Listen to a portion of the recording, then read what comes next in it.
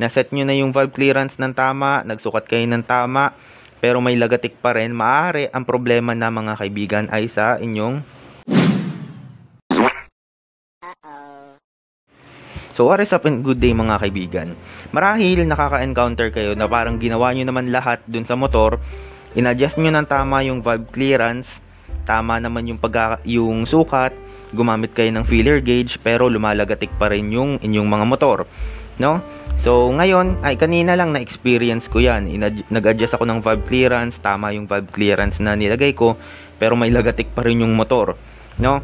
So, mga kaibigan, marami po kasi talagang dahilan kung bakit lumalagatik yung ating makina, especially dun sa part ng cylinder head. Maaaring yung timing chain nyo maluwang, no?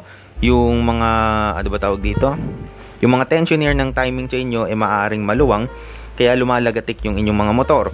Pero sa sitwasyon nung motor kanina, wala po yung timing chain dahil ayun ay push rod. So sa ganung sitwasyon, nagawa nyo na lahat, no? Naset nyo na yung valve clearance ng tama, nagsukat kayo ng tama, pero may lagatik pa rin, maaari ang problema na mga kaibigan ay sa inyong rocker arm, no? So paanong rocker arm ang magiging problema pagka ganon?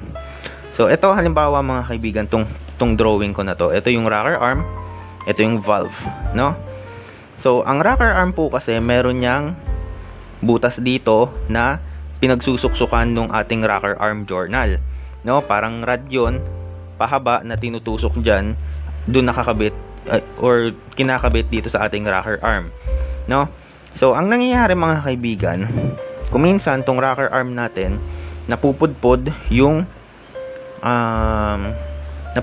yung kanyang bushing dito, or yung iba naman wala talagang bushing, no? Kasi hindi rin naman removable yung bushing niyan, napupudpod po tong butas na to, yung pinagsusuksukan ng ating rocker arm journal.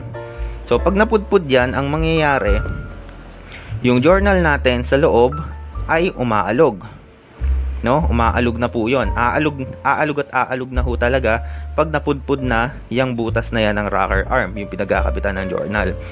Pag yan po napudpod, kahit anong set nyo ng valve clearance, kahit gumamit pa kayo ng feeler gauge, kahit isiro nyo pa dito sa valve clearance ninyo, lalagatik at lalagatik dahil nga yung journal ng rocker arm ninyo ay umaalog na dun sa loob ng rocker arm, at ayun na yung nagme-make ng ticking noise, hindi na yung valve clearance ninyo, no? So nangyayari yan mga kaibigan kapag pagka may problema kayo dun sa circulation ng langis dun sa inyong makina. So ito yan mga kaibigan, no? Ito yung itsura niyan, meron niyang butas dito. Ito, bibigyan ko kayo ng isang halimbawa. Ito ay rocker arm ng TMX 155. Kung makikita nyo, may mga butas yan dyan. Ayan, isa, dalawa. May tig-isang butas yan dyan para sa kanilang mga rocker arms. Ang nangyayari, yung mga butas na yan mga kaibigan, ayan po yung naglulubricate dun sa bushing niya sa loob at saka dun sa rocker arm journal, no? Ayan po yung naglulubricate dun sa loob. Pagka ayan po ay hindi napapatakan or nadidiligan ng langis, ang mangyayari po mapupudpud po yung loob ng ating rocker arm, no? Mapupudpud po yung loob nitong ating rocker arm. Pag napudpud po yung loob ng ating rocker arm, syempre aalog na po yan dun sa ating rocker arm journal. Pag umalog yan, dito na po manggagaling yung lagatik na naririnig ninyo, no? So kadalasan po na nangyayari ito dun sa mga tao na late mag-change oil, no?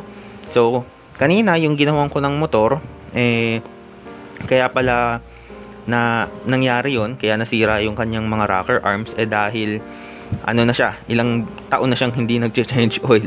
Nung mga isang taon na rin pala siyang hindi nag-change oil. Pagbaba ko nung kanyang langis, konting-konti na lang, no? Parang 3 kutsarita na lang. So ibig sabihin nun, yung 3 kutsarita na langis na yon, hindi na po malulubricate yung ating mga rocker arms. Kaya dahil doon, yung ating mga cam journal, yung ating rocker arm bushing dun sa loob, mapupudpud po yun dahil nga hindi na lulubricate ng maayos. Tapos, ang mangyayari, aalog na po yung ating rocker arm dun sa ating rocker arm journal, at ayun na po yung mag-create ng ticking noise or lagatek dun sa ating makina. So, yung iba kasi, ang ginagawa, pagka hindi na nila alam kung ano yung problema dun sa motor, pinapalitan na nila lahat, no? Which is hindi po tama yun. As much as possible, mas maganda mahanap nyo yung pinaka problema.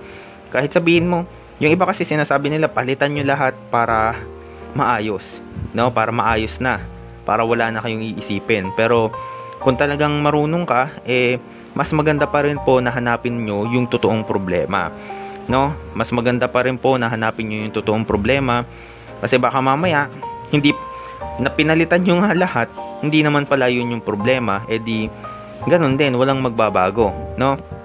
So, pagka po, kung sakali na tama na yung valve clearance nyo pero lumalagatik pa rin yung motor, maaari po na nasa rocker arm na po ang problema, no? Kasi po, itong ating rocker arm, yung pinagkakabitan ng ating rocker arm journal, may sukat po yan, no?